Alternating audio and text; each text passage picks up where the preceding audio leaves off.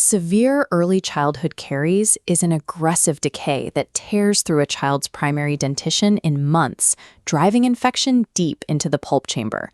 To save these severely decayed, non-vital teeth from early extraction, pediatric dentists rely on the complete pulpectomy. This is a conservative endodontic intervention where the infected soft tissue inside the crown and the roots is entirely removed and replaced with a resorbable filling. The immediate clinical expectation is straightforward: eliminate the pain, restore chewing function, and achieve a stable appearance on X-rays. In the short term, this intervention works. Clinical survival rates sit at 88.3% at the 12-month mark, but extending that timeline reveals a stark drop-off.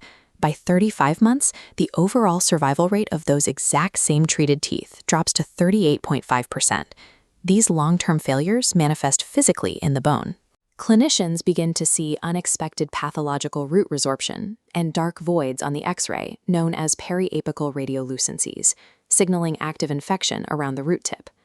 Viewing a primary pulpectomy as a permanent fix sets up both the clinician and the parents for surprise complications. These procedures are temporary bridges meant to hold space until natural exfoliation, not indefinite cures. To map exactly how and when these bridges collapse, researchers compiled a retrospective analysis tracking 1,220 primary teeth over a multi-year observation period. Every single tooth in this specific dataset shares one critical baseline. The pulpectomy was performed under dental general anesthesia. This parameter is vital because it completely eliminates pediatric behavioral variables, like a squirming patient or poor moisture control. It isolates pure clinical execution and biological outcomes.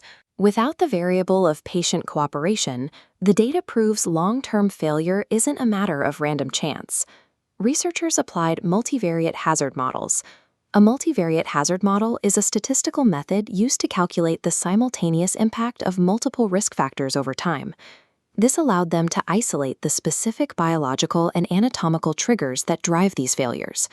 By unpacking these specific predictive factors, a clinician can forecast the failure horizon of a tooth before picking up a handpiece.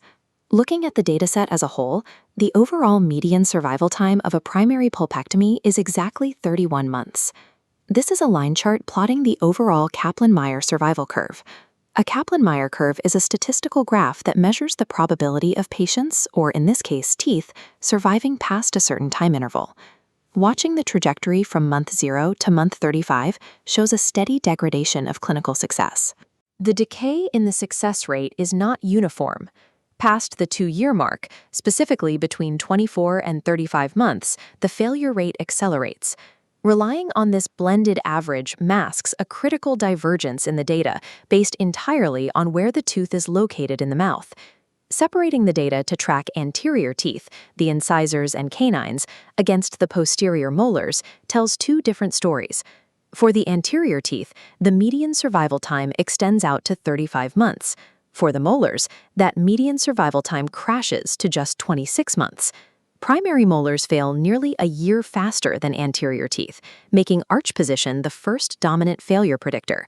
What physiological reality forces molars to fail so much faster? The data reveals a specific risk hierarchy, even among molars. The mandibular molars carry a 2.4x higher hazard ratio for clinical failure compared to their maxillary counterparts. This hazard ratio compares how much more likely clinical failure is to occur in one group versus another. The explanation lies in root canal morphology. A maxillary central incisor features a straight, single canal. A mandibular molar features a complex, multi-rooted system. Hidden within that molar's root system is an intricate network of lateral and accessory canals branching off the main pathways. These microscopic offshoots act as safe harbors for necrotic tissue and bacterial infection. Because these areas are physically inaccessible to endodontic aisles, achieving complete chemomechanical debridement in a molar is difficult, compared to the straightforward cleaning of an incisor. This anatomical complexity inherently places a biological ceiling on procedural success, resulting in higher failure rates regardless of the clinician's endodontic skill. To uncover what drives failure beyond tooth anatomy, researchers applied a statistical tool called the shared frailty model. This model isolates independent variables that accelerate failure risk within the patient themselves. The first major independent biological variable this model isolates is patient age. As primary teeth age, they undergo physiological root resorption, a natural process where the tooth root slowly dissolves and shortens from the apex upward to make room for the erupting permanent tooth. The statistical impact is severe. For every 1 year age increase, the molar pulpectomy failure risk essentially doubles. Advancing age naturally decreases the volume of the pulp cavity, restricting its blood supply and its inherent cellular repair capacity. Simultaneously, as physiological root resorption progresses, it destroys the clinician's apical seal at the bottom of the root, creating a gateway for rapid reinfection. The second major independent variable identified in the shared frailty model is preoperative pathology. Teeth that already exhibit abnormal pre-op radiographs, specifically the presence of periapical radiolucencies before treatment begins, act as a risk multiplier. This baseline pathological risk carries a hazard ratio of roughly 2.4 compared to teeth starting with normal, clear radiographic imaging. Treating an older pediatric patient who already exhibits apical infection compounds the baseline anatomical risk, pushing the tooth toward failure.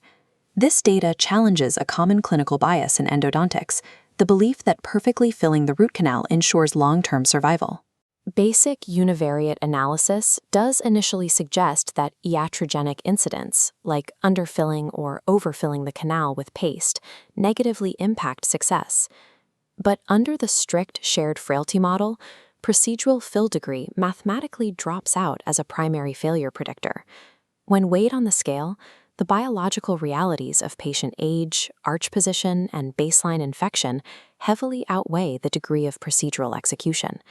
Multiple carious surfaces and pre-existing periapical periodontitis will dictate the outcome far more than whether the zinc oxide paste perfectly reached the root apex. This does not excuse sloppy endodontic technique. Rather, it recalibrates the clinician's understanding of what controls the tooth's fate. Procedural excellence is required, but it cannot override a biologically compromised starting point. Translating this retrospective survival data allows dentists to build a forward-looking, daily clinical decision matrix. We can define the parameters of a low-risk clinical profile. This profile requires an anterior tooth, physiological mobility, and a completely normal preoperative radiograph. This specific combination yields the highest statistical probability of the pulpectomy surviving until the tooth is naturally lost. By contrast, we can also map the parameters of a high-risk clinical profile. This entails a mandibular molar, an older pediatric patient, multi-surface caries, and a preoperative apical infection. Identifying high-risk candidates up front shifts clinical strategy, preparing parents for a truncated survival horizon and premature extraction. Based on the total evidence, we must redefine the role of the primary tooth pulpectomy. It is a biological bridge engineered to buy time, not an indefinite halt to pathology. The underlying goal of the procedure is to maintain arch space and masticatory function only until the succedionis, or permanent tooth, is ready to erupt. This demands a change in pre-op protocol. Clinicians must rely on radiographic hazard evaluation to weigh the feasibility of a pulpectomy versus immediate extraction and space maintenance. It also mandates a rigorous post-op protocol, scheduling a radiographic follow-up every 3 to 6 months for any retained non-vital primary tooth. When correctly managed by the clinician, this biological bridge gives way to the adult dentition precisely when needed. Applying these endodontic survival statistics improves primary tooth retention rates while ensuring the permanent dentition has a functional path to eruption.